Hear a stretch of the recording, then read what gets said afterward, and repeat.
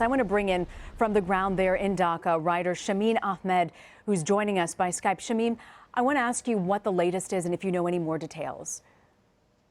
Yeah, Rina, there are lots of rumor around. As you know, I live in Gulshan, in the spot where this incident took place. So, the people are saying a lot of rumor. We just heard that the officer in charge in Bonani police station died, and there are some other staff who also died.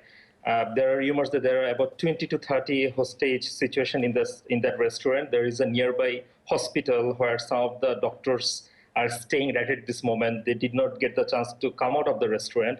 And we also heard that police actually was chasing this terrorist team, and they got themselves into the restaurant, and they had this situation in this area. So people are pretty much threatened, and as we just started our largest vacation in Bangladesh, the Eid vacations from today. People are in a relaxing mood. They're roaming around. And Gulshan is the place which is known as the most secure place where the diplomats live.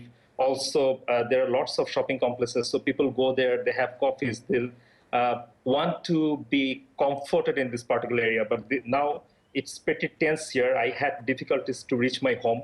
There are lots of barricades, so people could not get into this area.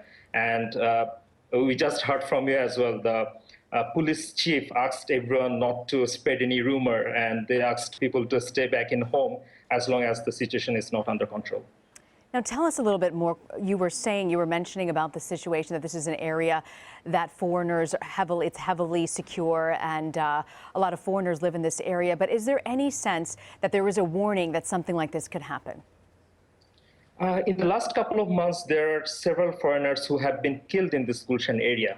So there are lots of security concerns. Even as you are mentioning in your report, the US government and some other governments, they shared information about these threats to the government and asked their citizens to be safe in this area. So I think the government was also very cautious. And as you rightly mentioned, we heard that about 13,000 terrorists have been cracked down in the last 2 weeks, because the government are also concerned about this kind of situation. So there is a growing threat in the country, as the government is pretty strict to face fundamentalism, ISIS, whatever you say. But on the other hand, these particular groups, as they are threatened and they don't have the space to move around openly, they're taking these desperate actions, which actually make us a bit worried about the current situation in here. Shamim, any sense as to what the demands are from these hostages or who the group might be?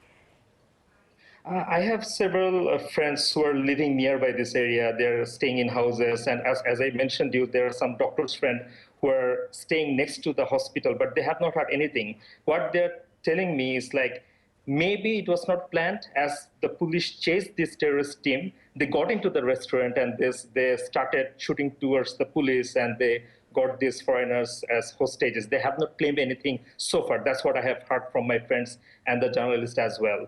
Sorry, I want to be correct, Shamim. You said that the police chased them and they ended up inside this bakery, or did they enter the bakery and that's when the attack took place?